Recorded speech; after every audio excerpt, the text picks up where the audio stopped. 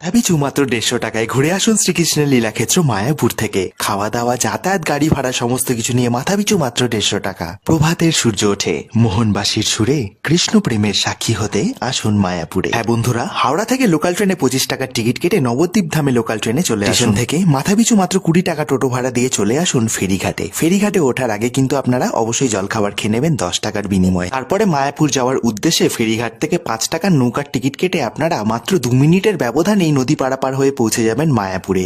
এবং নদী পারাপার হয়ে যাওয়ার পরে ঘাট থেকে মাত্র 10 মিনিটের হাঁটা পথেই কিন্তু মায়াপুরের এই মন্দির আপনারা দেখতে পাবেন। মন্দিরে ঢুকেই আগে যেটা আপনাদেরকে করতে হবে, দেখবেন সামনে রয়েছে নানান রকম ভোগ প্রসাদের কাউন্টার। সেখান থেকে 40 টাকায় মাথাপিছু ভোগ প্রসাদের কুপন আমরা কেটে নিয়েছিলাম এবং প্রসাদ দেওয়া হবে বেলা 12টা থেকে। ততক্ষণে চলুন ঘুরে নি সারা এই মন্দির প্রাঙ্গণ। দারুণ এই মন্দির প্রাঙ্গণটি, মন কিন্তু আপনার শুদ্ধ হতে বাধ্য। এই দেখতে পাচ্ছেন মন্দিরের উপরে রয়েছে শ্রী চৈতন্য মহাপ্রভুর নানান লীলা অঙ্গভঙ্গিতে নানান রকমের সুন্দর সুন্দর মূর্তি, যা দেখে আপনি মুগ্ধ হবেন।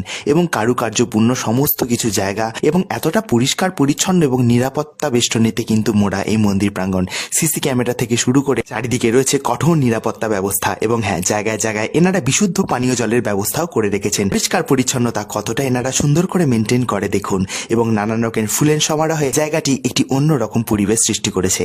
এখানে নানান রকম কিন্তু আধ্যাত্মিক চেতনামূলক বই আপনারা দেখতে পাচ্ছেন চারিদিকে বিক্রি করা হচ্ছে। এবং এটি হচ্ছে ঈশোদ্ধা ভবন। এখানে কিন্তু আপনারা রাত্রি যাপন করলেও করতে পারেন। রাত্রি যাপনের জন্য রয়েছে নানান রকম ভবনের ব্যবস্থা, যেখানে আপনারা সুলভ মূল্যে এটি উপভোগ করতে পারেন। এবার চলুন আমরা ভোগ প্রসাদের লাইনে চলে যাই, কারণ 12টা থেকেই ভোগ প্রসাদ দেওয়া হবে। হাতের মধ্যে সকলে কুপন নিয়ে তো রেডি। এবার আস্তে আস্তে আমরা ঢুকে পড়েছি ভোগ প্রসাদের হলে যাওয়ার উদ্দেশ্যে। সকলকে বলা হচ্ছে হাতের মধ্যে যাতে কুপনটি রাখে, কারণ কুপনটি দেখিয়েই আপনাদেরকে ভোগ প্রসাদের হলে প্রবেশ করানো হবে। আমরা কুপনটি দেখিয়ে ভোগ প্রসাদের হলে প্রবেশ করলাম। দেখতেই পাচ্ছেন বিশাল বড় একটি ভোগ প্রসাদের হল, যেখানে হাজার হাজার ভক্ত সন্তানরা একসাথে বসে ভোগ প্রসাদ গ্রহণ করবে। দূর দূরান্ত থেকে কত ভক্ত সন্তানরা এসছেন নানান জায়গা থেকে।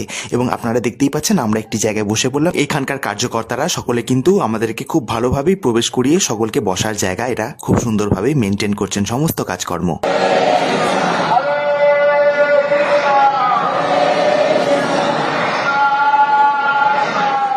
সত্যি একটি অন্যরকম আধ্যাত্মিক পরিবেশ। প্রথমেই আমাদেরকে দেখুন দেওয়া হচ্ছে থালা এবং গ্লাস।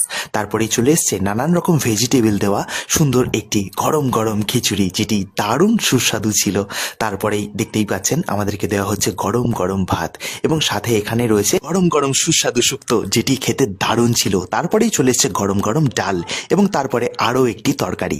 সত্যি দারুণ ভক্তি ভরে আমরা কিন্তু ভোগ প্রসাদ খেলাম। বিশ্বাস করুন, আপনারাও গিয়ে কিন্তু এই উপলব্ধিটি করবেন।